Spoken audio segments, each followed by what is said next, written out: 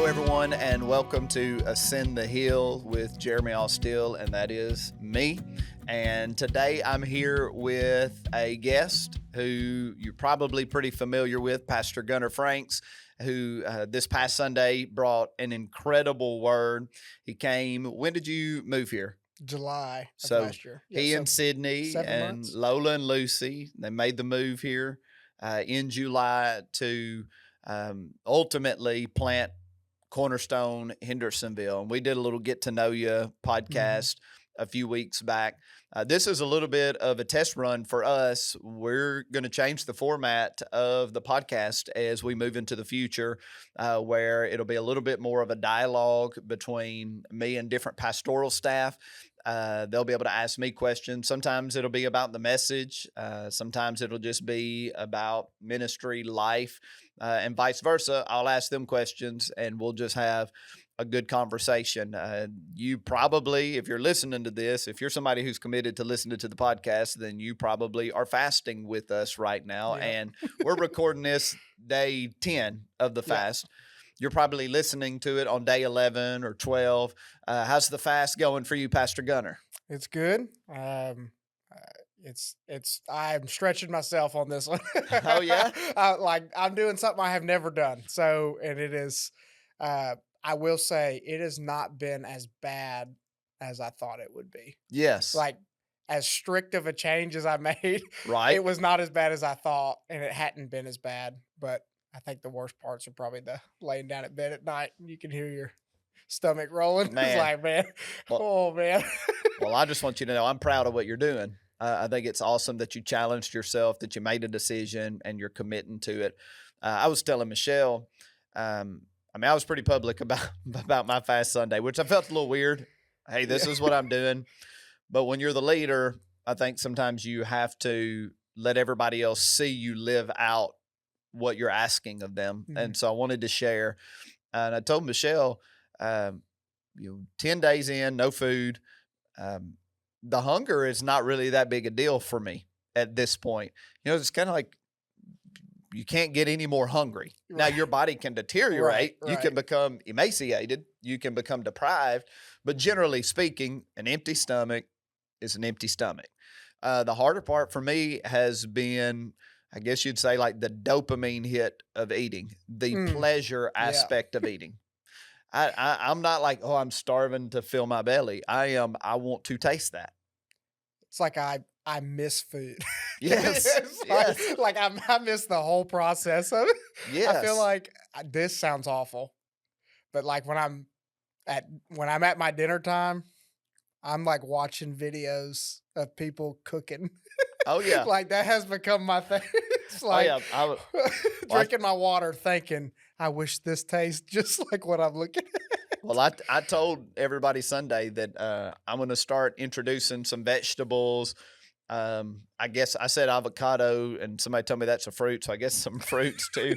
But because I'm just my size, I can't lose a ton more weight. But I feel a little guilty about that. Like I got just enough legalism in me that I feel guilty about that. So it's like, all right, how can I keep the intensity on this fast? And so I decided I'm going to cut out social media for the last 10 days of the fast and very much change what I watch on TV. Not like that I was watching bad stuff, but watching way less, not just benign watching. And because I just wanted to keep the pressure on. I wanted to stay as focused as possible. But part of the reason is because like my Instagram feed is all food right now. The algorithms have caught up with my fast. They are well aware of the cravings of the flesh. Side note, if you're on social media, that is what social media does. It figures out what you're craving and it pounds you with it. And so you got to be careful. If you're paying attention, your social media feed is telling you what your interests are, what you're craving right now. Yep. That's a whole nother word right there. So Sunday you brought it, man. We had a wild weekend. What'd y'all do in the snow? We did have snow day, so that was 2 days of snow. What'd y'all do? So we obviously Lucy wanted to go out and play. She's almost 3, so she's like, fascinated by it. Yeah. She actually woke up Friday. We had hyped it up, like snow's coming. You're going to have Yeah. a snow day. So she woke up Friday morning saying it was her birthday. Oh, well, okay. Like as soon as she woke up, she said, "It's my birthday." I'm like, no, but it is a snow day. Yeah. So we went out and played. Her and I built a snowman. I mean, it was like 2 feet tall. Bro, it was the best I could do. Side note, I cannot build a snowman to save my life. No, Sydney kept saying, "You have to roll it." It's like, how? Who has the patience? Yeah. But people in my neighborhood, dude, they had some like Frosty the Snowman level, perfectly round. They rolled it. See, I have never been able to. I just pile a bunch up. I was just scrape it my hands. I was packing it, and then she wanted. So we made Minnie Mouse. That was our. Yeah. That was the snowman. So then she wanted to make Mickey. Well, at that point, I had used all the snow that was available for Minnie Mouse. So I made Mickey's head. Yeah, there you go. And she was just walking around holding him. Lola hated it. She wanted no part of the snow. Now, we had her in like the Christmas Story jumpsuit. Yes. She was in something like that. Yeah. So like she couldn't move her arms. She couldn't really move her legs. She was like a starfish walking around. Yeah, exactly. Moving around. So we set her down in the snow, and as soon as she sat down, she was like giving us the hand motion of "Please pick me up, get me out of this." She was done. She didn't want to go back out. Lucy is still saying, "I want to go play in the snow." Bless. Well, there's a few remnants here and there in the shade. Yeah. Well, we're in the teen years, and I remember those years where every time it snowed, we're putting on all the gear. Yeah. Me and my kids are going out in the snow. We're wrestling. We're throwing snowballs. Everybody's screaming mad at each other, laughing our heads off, having the time of our lives. Ice, getting all down your shirt. And those were fun days. But now we're in the days where they're like, no, we don't want to do that. Yeah. Kingston went and hung out with some neighborhood buddies, and they went sledding, and they did all of that. Like, he was totally down to do it, just not with Dad. I'm going with my bros. But Neelan was like, no, let's just go for a walk. Daddy-daughter walk. I said, yes, I'm glad to not waller in the snow anymore. Right. I am past that season until the grandkids come a long time from now. So we had a snow day.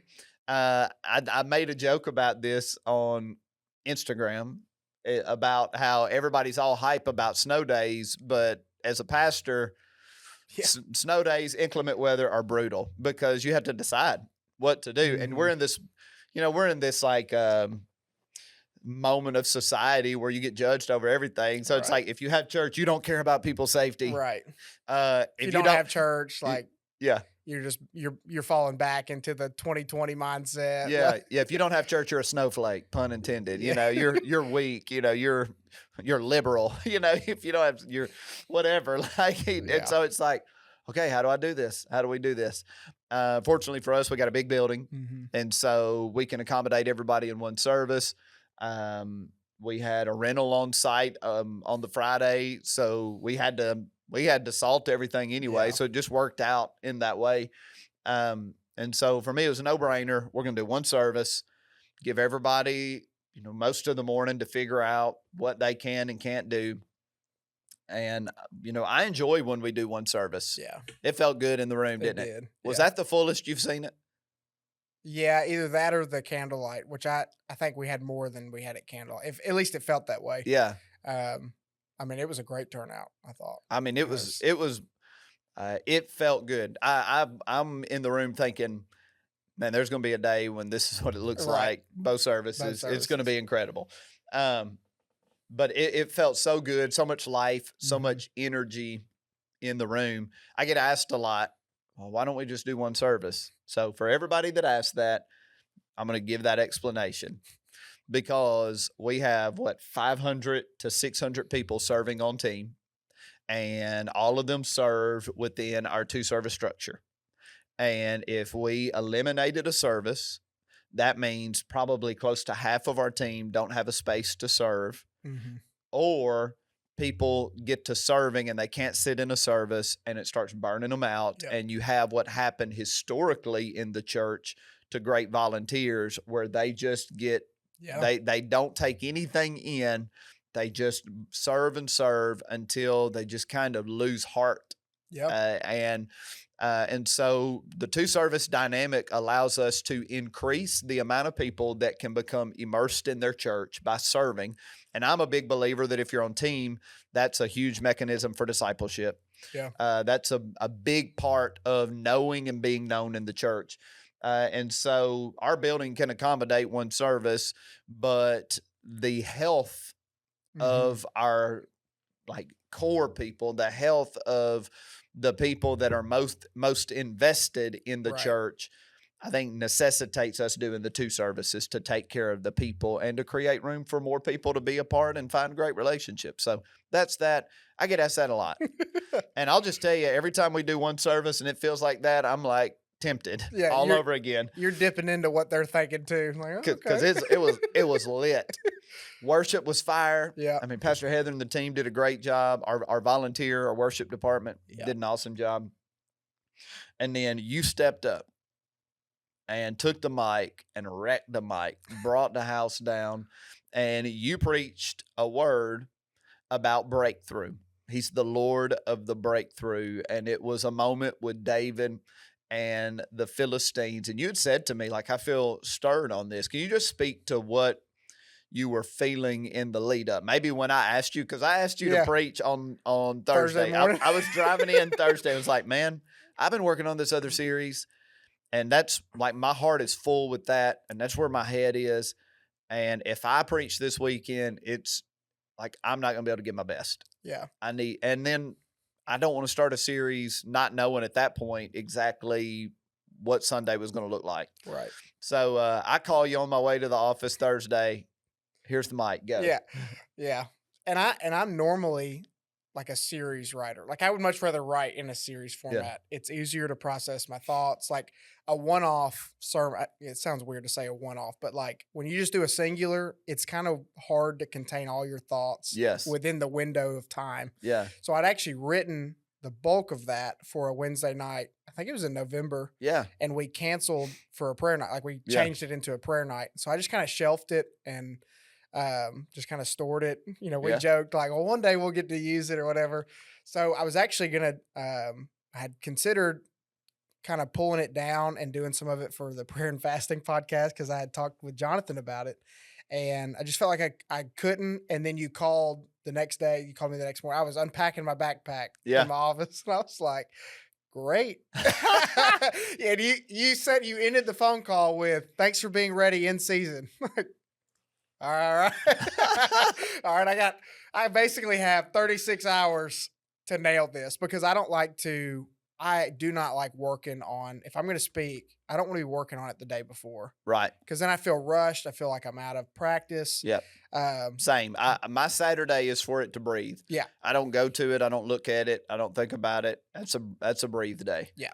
Yeah. Now I will read through it before I go to bed. Yeah. That's because then I'm a visualizer. So then when I lay in bed, I think about it. I think about how I want to say things or whatever. Yeah. But I did feel I changed some stuff on Friday. Okay. When I really sat down to dive into it. I grabbed a couple different translations and just kept reading the story to see kind of what I would feel different than what I had written. And that was actually where the balsam tree kind of hit me. Bro, that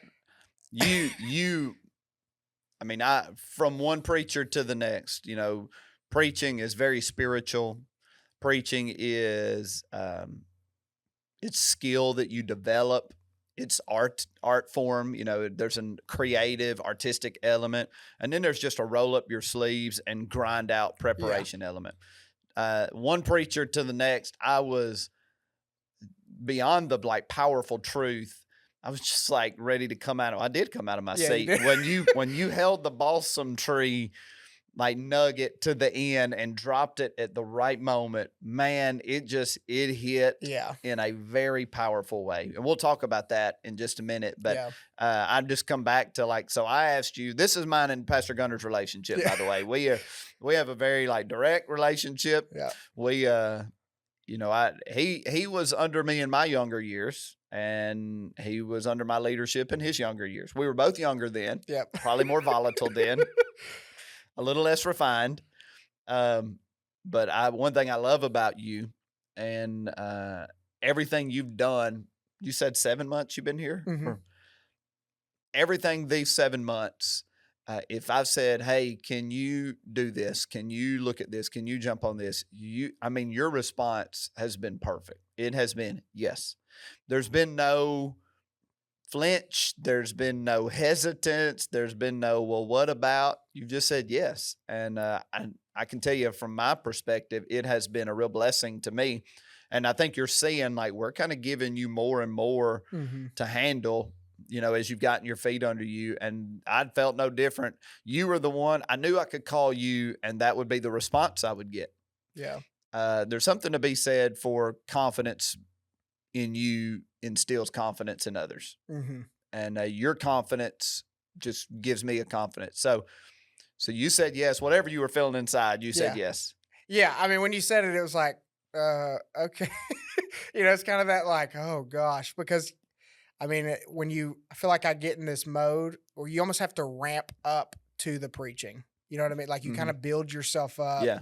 And you usually have 5 to 6 days to really brew and stew on what you're teaching.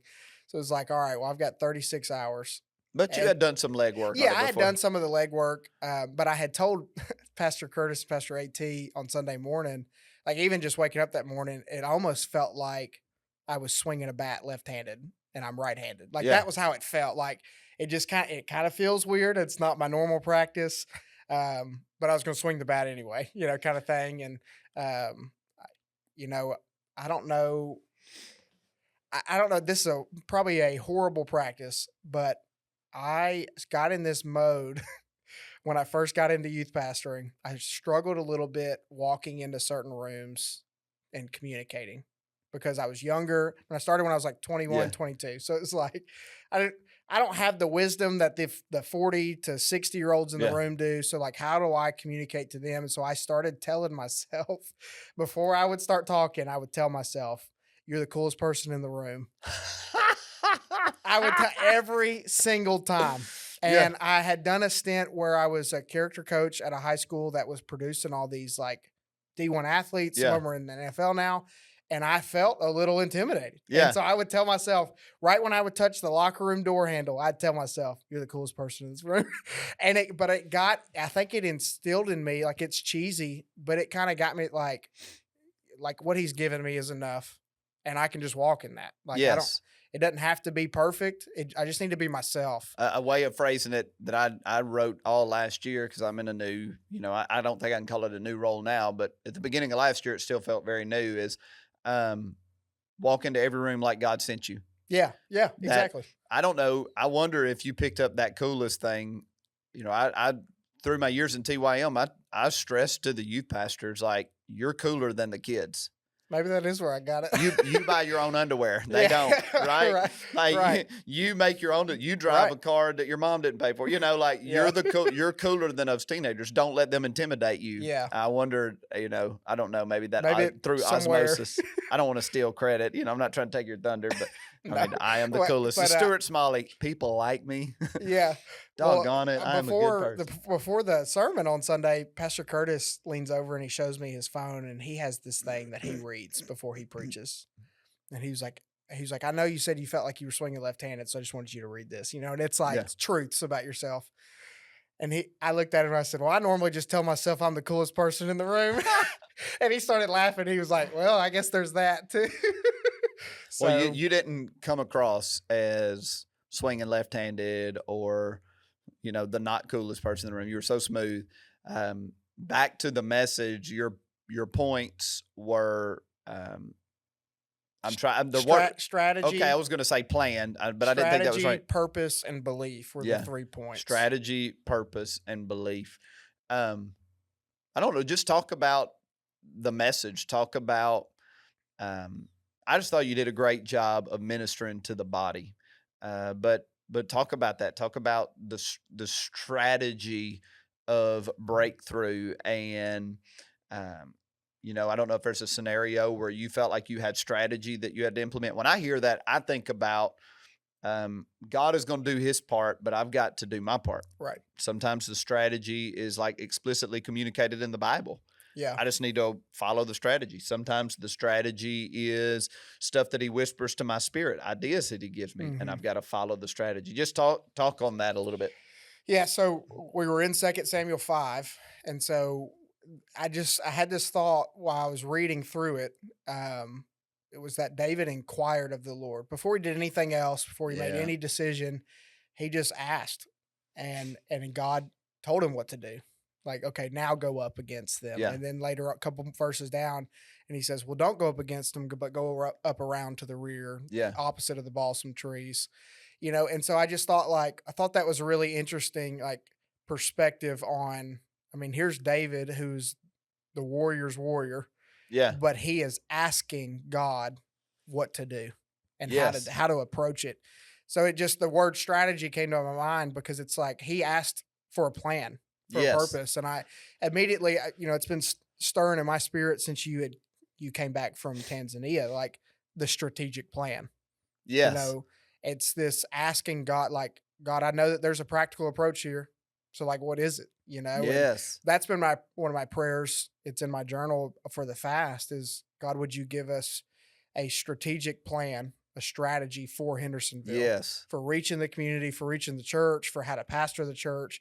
Give us some kind of strategy here to work through things we can implement, things that are practical. Because I don't ever want to approach God like it's going to be too spiritual, because he's practical and he gives seek me and you'll find me. Yes. There's a practical sense to that. Well, I think about, as you're talking, my mind just goes to, we all have areas we need breakthrough in, but I think the beginning phase of that, inquire of the Lord, like you go to the Lord, because in part, there might be something I'm not doing.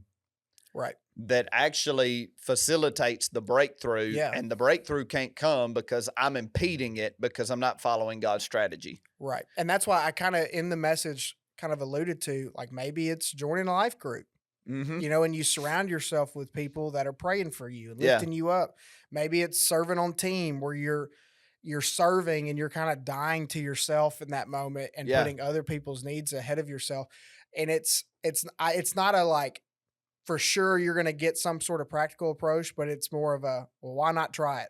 Why not try something practical? Yes. Why not just make a move towards him and see what happens? And that's how I felt that David did. I'm just going to inquire here and then we'll kind of figure it out as we go. Yeah. But when I read the text and it said it's stronghold, and I did some research on that, and it was actually a mountain fortress. Yeah.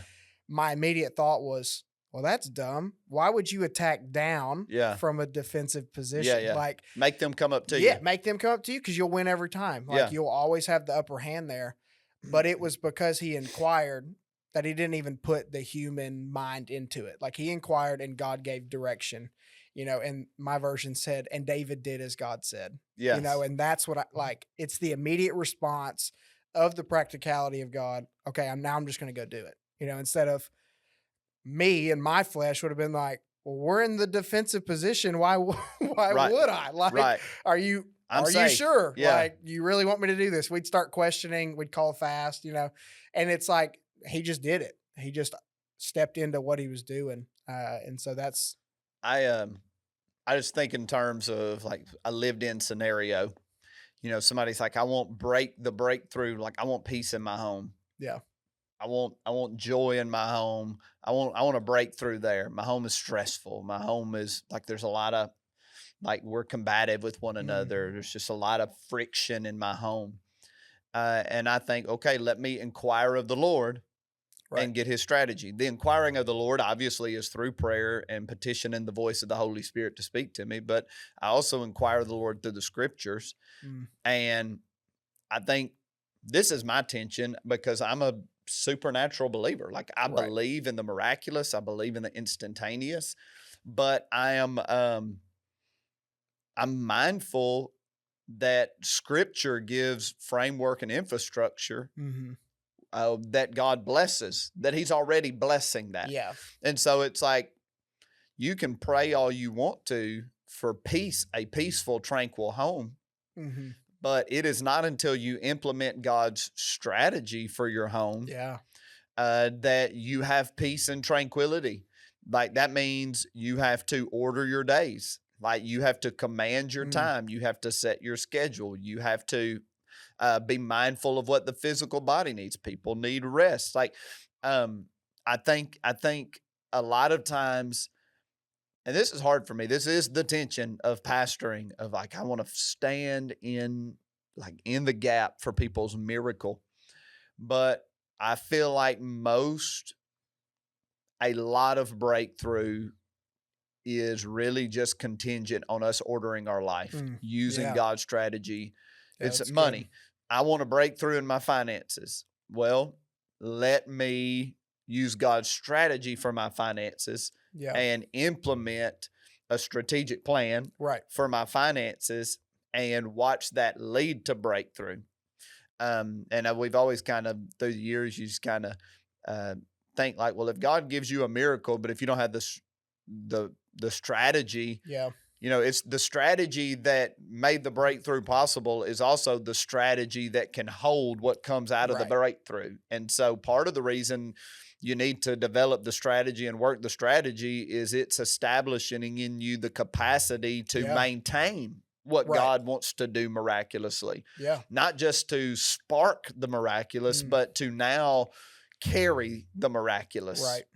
So anyway, I thought it was a great word, great start.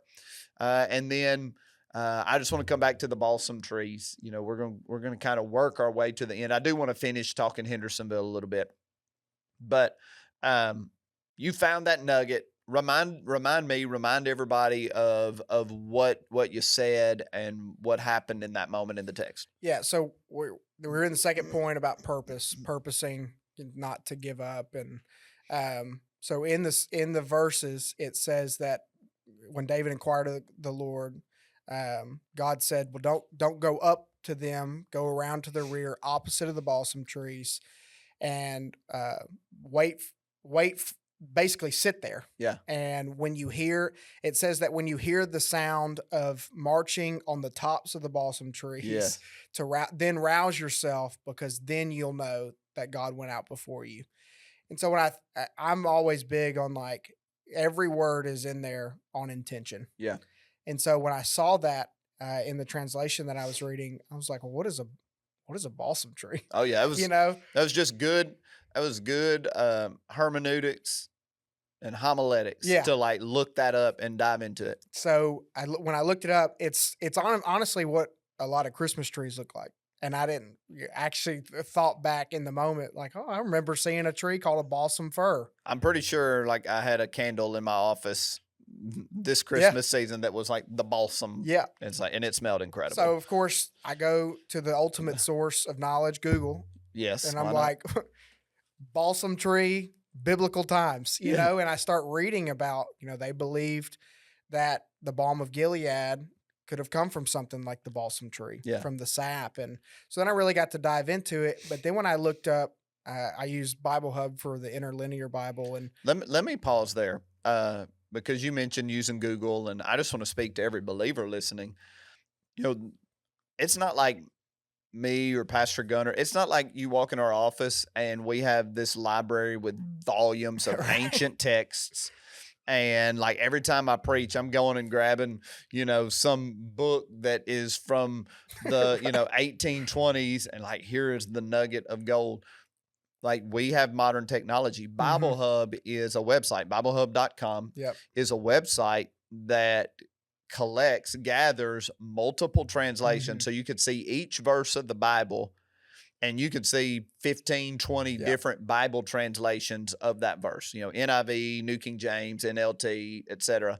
And then it has a Greek breakdown of the words. And now I always dive deeper. I'm a Strong's Concordance guy. It actually gives you the Strong's number, but I love following the trail of root words. Yeah. And then it has a compilation of commentaries.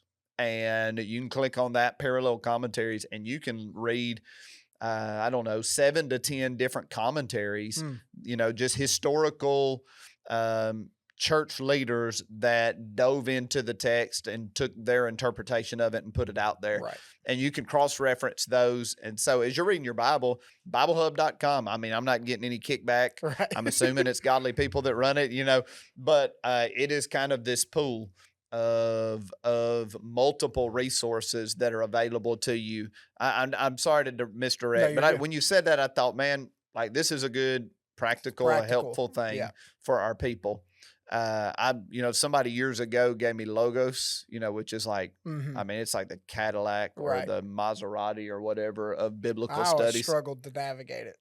Yeah, man, I was thinking about getting it, and I sat in on like a symposium, like they were teaching us about it, and my head was spinning. I was like, I think I sat in the same one. We probably did, and I came out going, I'm not smart enough to do this. Yeah. I'm just gonna have to not know the Bible, because my gosh, I sat there, and after that dude was done talking, I was like, this is the most complex piece of software humankind has ever written. This is more complicated, than the. I'll just use my Bible. Yes. And so anyway, but I am gonna. I need to get Logos sometime. I need to dive into it. I want the help, but. Anyway, so back to the balsam trees. You Googled. So and then I went to Bible Hub and I pulled the interlinear and I looked up the Hebrew word. I did the Strong's Concordance.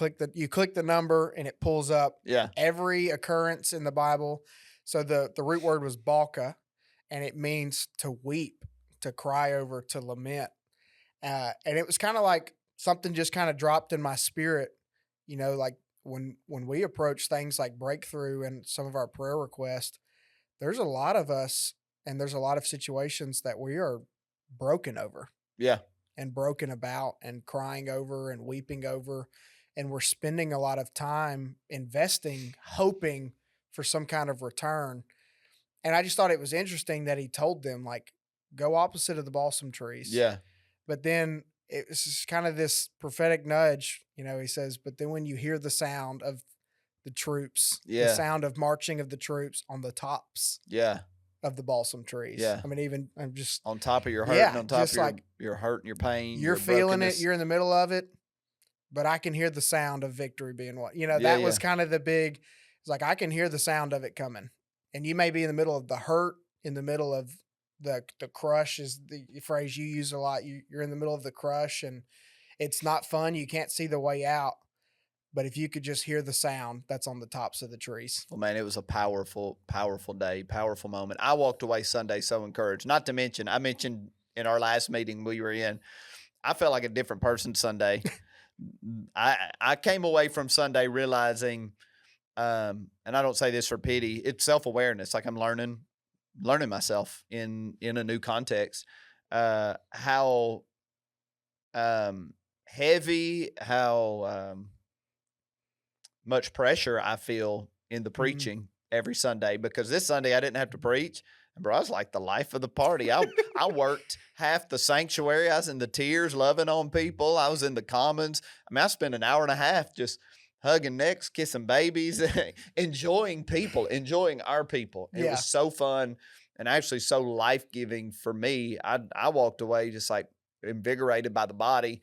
But I needed somebody to preach. It was the first time on a Sunday since I've been the pastor here that I've been in the room and not preached. I've missed 3 Sundays on vacation, Africa trip, and somebody else, one of our staffers, preached. It's the first one where I was in the room on a Sunday and didn't preach. And man, it was liberating. It was light. So it's like, all right, Lord, how do I enter a Sunday, like this Sunday that I'm preaching, how do I enter this Sunday that light? I need help with that. So final thing, I'll tell everybody what I told you. I felt like while you were preaching, I was like, that's what a spiritual son sounds like. I mean, it just sounds like somebody that knows my heart, has caught my heart. It sounds like somebody that's been with me a long time. Yeah. And that we've bled together and sweat together and wept together, and we have. Mm-hmm. And so it sounded like that, but it also sounded like a senior pastor. I thought what Sunday did, aside from the obvious great ministry to the people, is it fully and firmly established to our congregation the vision of Hendersonville and oh yeah, we're going to plant this church and it's going to succeed. And we have got the couple to do it. Like, they are here. They're in our midst. They're it. And God's hand is on them. And so I know that in the next few weeks, we're going to have some interest meeting coming up about Hendersonville. We've got a lot of dreams there. How much time do we have left, Jonathan? Okay. So a couple of minutes time. Just share, what you're feeling about Hendersonville as we get ready to close this pod. Yeah. My prayer when we got here, I started because transitioning as a youth pastor into knowing I'm going to be a senior pastor is I wanted a burden for the people. Yeah. And so I prayed that. Like, would you give me that burden? And I feel like in some ways I'm stepping in. I feel like some ways I'm still processing what that looks like. But then through the fast, my prayer has been, give us a strategic plan. And I want to I want to lead a church in Hendersonville, one that the community knows who we are and what we're about, and that the community knows that they can lean on us if needed. But I also want to be a house where exactly what we talked about Sunday, like there are hundreds of situations represented in a room on Sundays. And I want everybody that walks in to know that the one that we're meeting with, the one that we're there to gather for, is capable of meeting their situation. Yes. He's capable of touching their life, whatever it looks like, whatever it sounds like, and just knowing and developing a people that are hungry to see that. Yes. And in my hometown where I grew up, knowing the situations of people I grew up with and the people in the area, knowing like they're not discounted from this either. Like, God wants to do something in their life. And so what does that look like? Yeah. And being a growing church in a growing community, because I don't think Hendersonville's slowing down at any point. The traffic is horrendous, but knowing that like God wants to do something special there. Yeah. And I've been reminding myself, God has been leading Sydney and I up to this. Yes. And every moment along the way that it's like, it probably would have been easier to quit here. Or it would have been easier to do something different here. It was because of this to get us here. And so it is a dream come true for us.